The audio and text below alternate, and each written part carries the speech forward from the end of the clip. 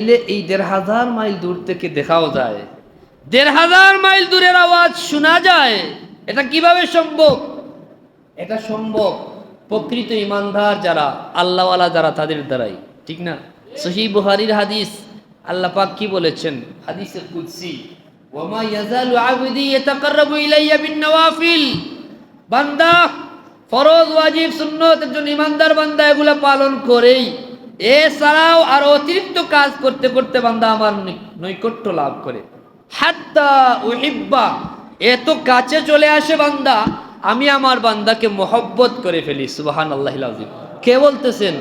আল্লাহ বলতেছেন হাদিসে কুদসি, সহিহ বুখারীর হাদিস, বান্দা আমার নৈকট্য লাভ করে এক পর্যায়ে আমি তাকে মহব্বত করে ফেলি। ফাইজা আহবাবতুহু, যখন আমি তাকে ভালোবাসি, কুনতু সামাহু আল্লাযী ইয়াসমাউ বিহ, আমি বান্দার কান হয়ে যাই, যে কান দ্বারা বান্দা শুনে। অর্থাৎ আমার কুদরতি পাওয়ার বান্দার কানে আমি ঢেলে দেই। এই কান আরো 10 জনের কানের সমান থাকে না, এই কানে পাওয়ার, আল্লাহর কুদরতের পাওয়ার চলে আসে। বিদায় ওই কান দ্বারা ১,৫০০ মাইল দূর থেকেও কেউ কিছু বললে কুদরতি পাওয়ার সম্পন্ন কান শুনতে পায়, ঠিক না? ওয়া বাসারুহুল্লাযী ইউবসিরু বিহ, আল্লাহ বলেন আমি বান্দার চোখ হয়ে যাই। সরল কথা, সরল অনুবাদ, ব্যাখ্যা হচ্ছে তার চোখে আমার কুদরত, তার চোখে আমি নূর ঢেলে দেই। আল্লাযী ওয়া বাসারুহুল্লাযী ইউবসিরু বিহ, যে নূর দ্বারা বান্দা দেখতে পায়। সুবহানাল্লাহিল আযীম।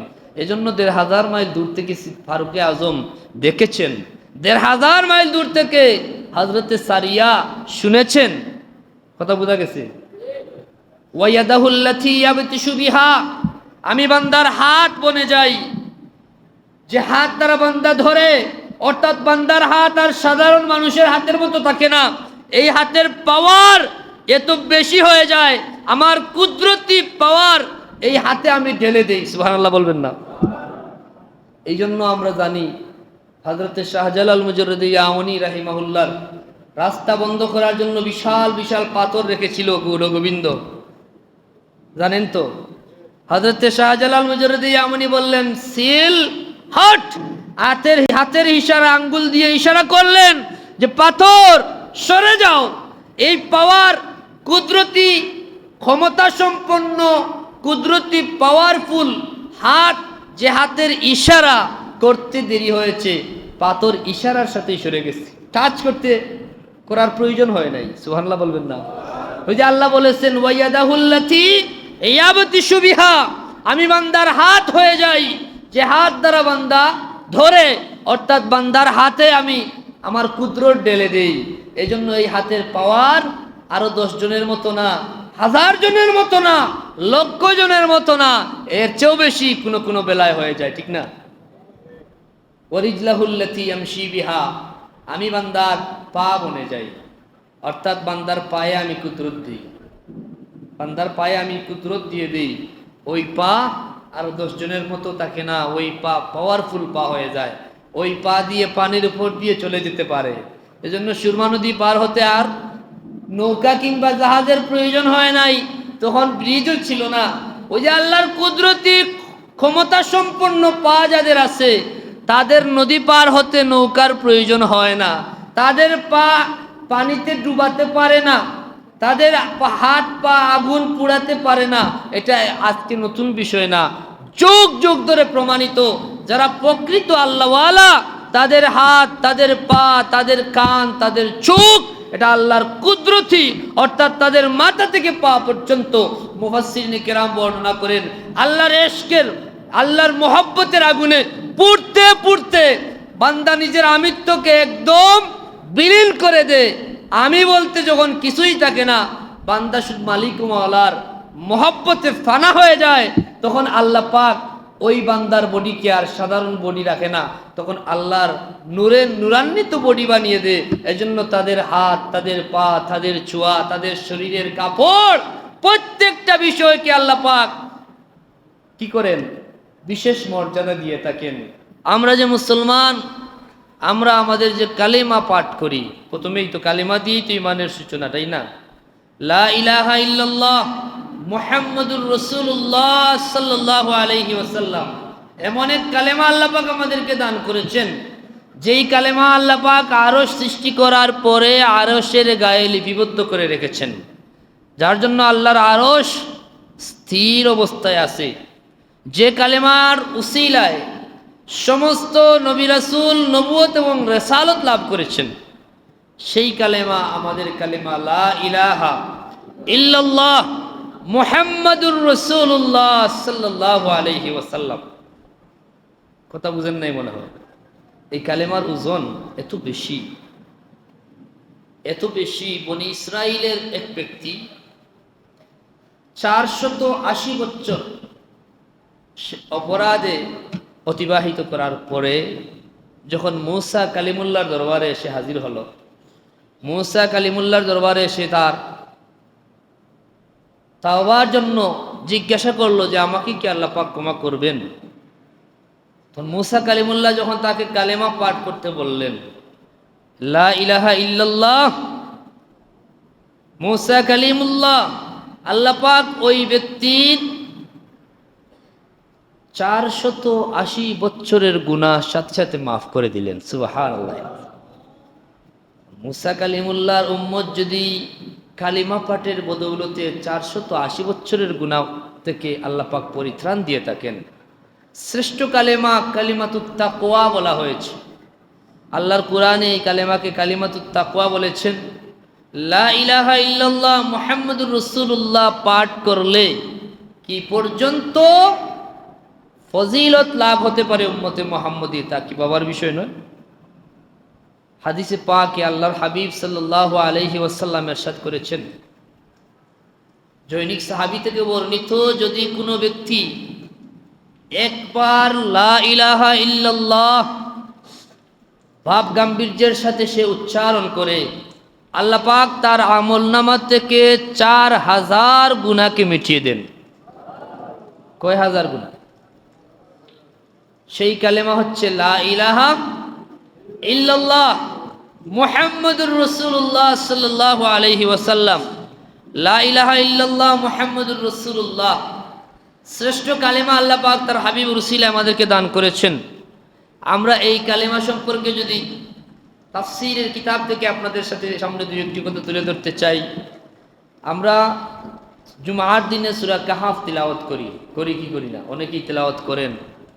এই সূরা কাহাফে আল্লাহ পাক হযরত মূসা কালিমুল্লাহ এবং খিজির আলাইহিস সালামের সাক্ষাতের একটা আলোচনা করেছেন। জানেন, অনেকেই এই ঘটনা জানেন। হযরত মূসা কালিমুল্লাহকে আল্লাহ পাক কার দরবারে পাঠিয়েছেন? খিজিরের কাছে পাঠিয়েছেন। কেন? যে মূসা কালিমুল্লাহ আল্লাহর দরবারে তিনি জানতে চেয়েছিলেন যে এই বর্তমানে আপনার জমিনের মধ্যে সবচেয়ে বড় জ্ঞানী কে আমি? এটা অনেকেরই জানা। তখন আল্লাহ পাক মূসা কালিমুল্লাহকে নির্দেশ দিলেন খিজিরের সাথে সাক্ষাতের জন্য। হযরত খিজির আলাইহিস সালামের সাথে সাক্ষাৎ করেছেন মূসা কালিমুল্লাহ। লম্বা ঘটনা, অনেকেই জানেন কিভাবে গেলেন, মাছ কিভাবে নিয়ে গেলেন, কোথায় বিশ্রাম নিলেন, বিশ্রামের পরে ওই মাছটা আবার হারাইলেন, অনেকেই ব্যাপারে অবগত। মূল যে বিষয়টা, তারপরে একটা 3টা ঘটনা ঘটলো যার জন্য হযরত মূসা কালিমুল্লাহ প্রতিবাদ করলেন। প্রথম ঘটনা হচ্ছে হযরত খিজির আলাইহিস সালাম নৌকা দিয়ে যখন পার হলেন নদী, যে মাঝি তাকে পার করে দিয়েছিল বিনামূল্যে, মোহব্বত এবং শ্রদ্ধার কারণে তিনি নদী পার হওয়ার পরে তার ওই নৌকাকে ছিদ্র করে দিয়েছিলেন, তাই না? মূসা কালিমুল্লাহ প্রতিবাদ করলেন, যে লোকটা আমাদের উপকার করলো, আমাদেরকে বিনামূল্যে সম্মানের সাথে নদী পার করে দিল, আপনি তার নতুন নৌকাটা কি করলেন? ছিদ্র করে দিলেন। তখন হযরত খিজির আলাইহিস সালাম কি বলেছিলেন?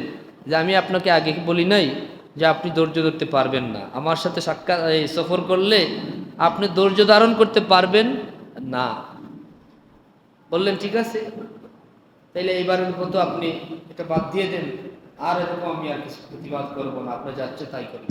আরো কিছু দূর গেলেন, গিয়ে দেখলেন একটা কিশোর খেলাধুলা করতেছে। হযরত খিজির আলাইহিস সালাম তাকে হত্যা করে ফেললেন। আবার প্রতিবাদ করলেন। আরো কিছু দূর গেলেন, আবার সুযোগ চাইলেন। আরো কিছু দূর গেলেন, যাওয়ার পরে কি করলেন? প্রচন্ড খিদা, এক এলাকায় গিয়ে মেহমান হলেন, এই এলাকাবাসীকে বললেন যে আমাদেরকে তোমরা মেহমান হিসেবে গ্রহণ করো, মেহমানদারির জন্য আমাদের জন্য তোমরা কিছু ব্যবস্থা করো। ওই এলাকাবাসী ব্যবস্থা তো করেই নাই, মেহমান হিসাবে গ্রহণ করে নাই, বরং দুর্ব্যবহার করলো। খিজির আলাইহিস সালাম আসার পথে একটা ভাঙ্গা দেয়ালকে পুনর্নির্মাণ করে দিলেন। বললেন, আসো ভাই মুসা, এই দেয়ালটাকে আমরা কি করি, মেরামত করে দেই। মুসা কালিমুল্লাহ চিন্তা করলেন যে উপকার করলো বেটা, নদী পার করে দিল বিনামূল্যে, নৌকা দিয়ে তার নৌকা ছিদ্র করলেন। আর এখানে এসে দুর্ব্যবহার, তারা আমাদেরকে কিছু দেয় নাই, খাবার দেয় নাই, পানি দেয় নাই, মেহমান হিসাবে ন্যূনতম সম্মানটুকুও দেয় নাই, দুর্ব্যবহার করলো। আর আপনি তাদের ভাঙ্গা দেয়ালকে মেরামত করতে শুরু করলেন। রহস্যজনক, তিনি এটা প্রতিবাদ করলেন, বললেন আমি তো আগেই আপনাকে বলেছিলাম যে আপনি ধৈর্য ধারণ করতে পারবেন না। মুসা বললেন, ঠিক আছে, এখান থেকেই শেষ, তবে এই তিনটা রহস্য আমি জানতে চাই। জানেন তো আমি প্রথমটা কি হইল বলে, যখন ওই নৌকা দিয়ে পার হওয়ার পরে নৌকা ছিদ্র করার কারণ কি ছিল? তৎকালীন সময়ে ওই দেশের রাজা যুদ্ধের জন্য সমস্ত নিখুঁত নৌকাগুলা রাজদরবারে সংগ্রহ করার জন্য নির্দেশ প্রদান করেছিল। এটা কি বাহ্যিক দৃষ্টিতে দেখা গেছে বলে ঘোষণা আসছে কানে? না। কিন্তু এখন যদিও এই ঘোষণাটা তাদের কান পর্যন্ত পৌঁছায় নাই, কিন্তু অনেক দূর অজ্ঞাত বিষয়েও আল্লাহর এক শ্রেণীর বান্দারা জ্ঞাত হয়ে থাকেন আল্লাহ পাকের বিশেষ, আল্লাহ প্রদত্ত বিশেষ ইলিম দ্বারা। এরকম জ্ঞাত হয় নাকি হয় নাই? হয়। দ্বিতীয় যে ঘটনা ঘটলো, যে আপনি কেন কিশোরকে হত্যা করলেন, বলে তার বাবা মা ছিল বড় নেককার, সে সামনে এমন খারাপ হয়ে যাবে। তৃতীয় ঘটনা, এই দেয়াল মেরামত করার কারণ কি ছিল? বলে ওই দেয়াল মেরামত করার কারণ হলো এই দেয়ালের নিচে দুইজন এতিম শিশুর সম্পদ গচ্ছিত আছে। কথা বুঝেন নাই? এখন মাটির নিচে কি আছে সেটা কি বাহ্যিক দৃষ্টিতে দেখা যায়?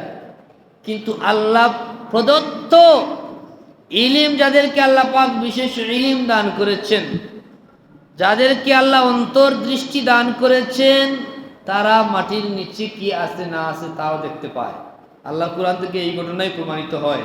আমরা দেখি নাই অনেক আল্লাহর ওলিরা কি করেন, কোথাও গিয়ে এখানে মাটির নিচে কোথাও টিউবওয়েল পানি না আসলে কোথায় পানি পাওয়া যাবে কোথায় পাওয়া যাবে না, তখন আমরা কি হই, যখন বারবার চেষ্টা করে ব্যর্থ হয় লোকজন, তখন কোনো আল্লাহওয়ালার দ্বারস্থ হয়। ঠিক না?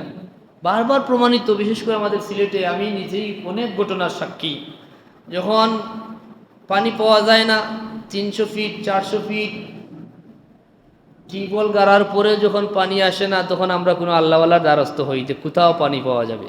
3-4 বার যখন ব্যর্থ হয়, তখন বাধ্য হয়ে কোনো আল্লাহওয়ালার দ্বারস্থ হয়। কেন? বলে ওই আল্লাহওয়ালা আল্লাহর দয়ায় ইনি আমাদেরকে দেখিয়ে দিতে পারেন যে মাটির নিচে কোথায় কি আছে, পানির লেয়ার আছে। এটা কি দেখা যায় নাকি দেখা যায় না? দেখা যায়। এটা কি বলা হয়? ইলমে ফেরাসত। রাসূল পাক সাল্লাল্লাহু আলাইহি ওয়াসাল্লাম ইরশাদ করেছেন, ইত্তাকু ফিরাসাতাল মুমিন ফাইন্নাহু ইয়ানজুরু বিনুরিল্লাহ। তোমরা মুমিনের অন্তর্দৃষ্টিকে ভয় করো, কেননা তাদের অন্তর্দৃষ্টি আল্লাহ প্রদত্ত নূর, তারা আল্লাহর নূর দিয়ে দেখতে পায়। সুবহানাল্লাহিল আযীম। তাহলে ব্যাপারটা হচ্ছে এই হাদিস দ্বারাই প্রমাণিত, যারা এই অন্তর্দৃষ্টি কিংবা ইলমে ফেরাসত বিশ্বাস করে না, তাদের যথেষ্ট বুঝের অভাব আছে। কারণ ফেরাসত যার তার লাভ হবে না। এখানে পরিষ্কার রাসূল পাক সাল্লাল্লাহু আলাইহি ওয়াসাল্লাম বলেছেন, ইত্তাকু ফিরাসাতাল মুমিন, তোমরা মুমিনের অন্তর্দৃষ্টিকে ভয় করো। মুমিনের যে কারো ফেরাসত লাভ হবে না, যার ঈমান আছে, যে কামেল মুমিন, সেই বান্দাকেই আল্লাহ পাক এই নূর দিয়ে থাকেন। ঈমানের নূর দ্বারা তারা দেখতে পায়। সুবহানাল্লাহ বলবেন না? তো যার ঈমানই নাই, ঈমানের স্বার্থটা কি আমরা জানি না। রাসূল পাক সাল্লাল্লাহু আলাইহি ওয়াসাল্লামের মুহাব্বত হচ্ছে ঈমান। রাসূল পাক সাল্লাল্লাহু আলাইহি ওয়াসাল্লামকে জীবনের চাইতে বেশি মুহাব্বত করার নাম হচ্ছে ঈমান। যারা করেছেন, ইতিহাস সাক্ষী, হাদিস সাক্ষী, তারা সেই নূর লাভ করেছেন। আমরা জানি হযরতে ওমর ইবনুল খাত্তাব রাদিয়াল্লাহু তাআলা আনহু, সহিহ বুখারীর বর্ণনা, তিনি আল্লাহর হাবিবকে তার জীবনের চাইতে বেশি ভালোবাসতেন, সেটা তিনি প্রকাশ করেছেন, ঠিক না? এজন্য আল্লাহ পাক তাকে এমন নূর দান করেছিলেন, তিনি মদিনার মিম্বর থেকে ১৫০০ মাইল দূরে যুদ্ধরত অবস্থায় হযরতে সারিয়া মদিনার মিম্বরে তিনি খুতবা প্রদান করতেছেন জুমার দিনে। হঠাৎ করে মিম্বর থেকে চিৎকার করলেন, ইয়া সারিয়াল জাবাল, হে সারিয়া তুমি পাহাড়ের দিকে লক্ষ্য করো। এখন মদিনার থেকে ১৫০০ মাইল দূর চিৎকার করলে শোনা যাবে? শোনার কোনো কথা আছে? আপনি এখান থেকে চিৎকার করলে পয়েন্ট থেকে শোনা যাবে না, শোনা যাবে? মাইকের আওয়াজ যাচ্ছে কিনা সন্দেহ আছে। আর ফারুকে আজম তখন তো মাইক আবিষ্কারই হয় নাই, তিনি কি করলেন? মদিনার মিম্বর থেকে বললেন, ইয়া সারিয়াল জাবাল, হে সারিয়া তুমি পাহাড়ের দিকে লক্ষ্য করো, ওই দিক থেকে শত্রু বাহিনী তোমাদেরকে আক্রমণ করতেছে। এই যে ১৫০০ মাইল দূর থেকে তিনি দেখলেন, সেই দেখা সম্ভব কি অসম্ভব? সম্ভব। এই অসম্ভবকে সম্ভব করে দিয়েছেন আল্লাহ। এটা ছিল ইমানের নূর। হাবিবুল্লাহ বলেছেন, ইত্তাকু ফিরাসাতাল মুমিন, মুমিন বান্দাদেরকে আল্লাহ পাক যে নূর দিয়ে থাকেন, ফা ইন্নাহু ইয়ানজুরু বিনূরিল্লাহ, এই অন্তর্দৃষ্টিকে তোমরা ভয় করো। সুবহানাল্লাহিল আযীম। এখন সেই মহব্বত তো আপনার থাকতে হবে, সেই নিয়ামত লাভ করতে হলে, ইমানের নূর লাভ করতে হলে হাবিবুল্লাহর মহব্বত ছাড়া কি হবে? যে দাদা হাবিবুল্লাহর মহব্বতই বুঝে না, তারা ইমানই বা কি বুঝবে? আর এই ইমান দ্বারা যে নূর হাসিল হয়, যে অন্তর্দৃষ্টি আল্লাহ পাক দান করেন, সেটা তাদেরকে বোঝানোর ব্যর্থ চেষ্টা করে কি লাভ, ঠিক না? কিন্তু এটা বারবার প্রমাণিত, যুগ যুগ ধরে প্রমাণিত। ফারুকে আজম মদিনার মিম্বর থেকে যেভাবে চিৎকার দিয়েছেন, ইয়া সারিয়াল জাবাল, ১৫০০ মাইল দূরে হযরতে সারিয়া নিজ কানে শ্রবণ করলেন। হাদিস সাক্ষী, তিনি শ্রবণ করে পাহাড়ের দিকে শত্রু বাহিনীর মোকাবেলা করে যুদ্ধে জয়লাভ করেছেন। সুবহানাল্লাহিল আযীম। কথা বোঝা গেছে? তাইলে এই ১৫০০ মাইল দূর থেকে দেখাও যায়, ১৫০০ মাইল দূরের আওয়াজ শোনা যায়। এটা কিভাবে সম্ভব? এটা সম্ভব প্রকৃত ইমানদার যারা, আল্লাহওয়ালা যারা, তাদের দ্বারাই, ঠিক না? সহিহ বুখারীর হাদিস, আল্লাহ পাক কি বলেছেন? হাদিসে কুদসি, ওয়ামা ইয়াজালু আবদি ইয়াতাকাররাবু ইলাইয়া বিন-নওয়াফিল, বান্দা ফরজ ওয়াজিব সুন্নাত একজন ইমানদার বান্দা এগুলা পালন করেই, এছাড়াও আর অতিরিক্ত কাজ করতে করতে বান্দা আমার নৈকট্য লাভ করে। হাত্তা উহিব্বা, এত কাছে চলে আসে বান্দা, আমি আমার বান্দাকে মহব্বত করে ফেলি। সুবহানাল্লাহিল আযীম। কে বলতেছেন?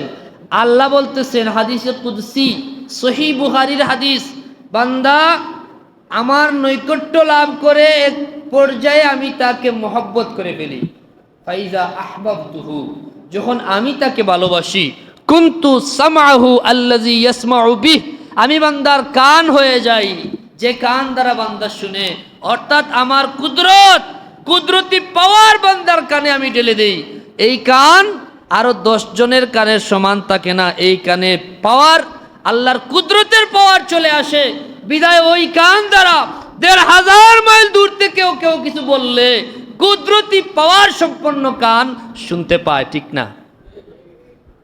ওয়া বাসারুহুল্লাযী ইউবসিরু বিহ, আল্লাহ বলেন আমি বান্দার চোখ হয়ে যাই।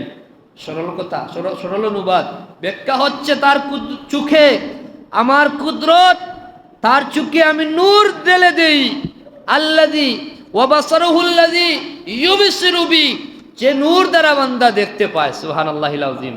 এজন্য ১৫০০ মাইল দূর থেকে ফারুকে আজম দেখেছেন, ১৫০০ মাইল দূর থেকে হযরতে সারিয়া শুনেছেন। কথা বোঝা গেছে?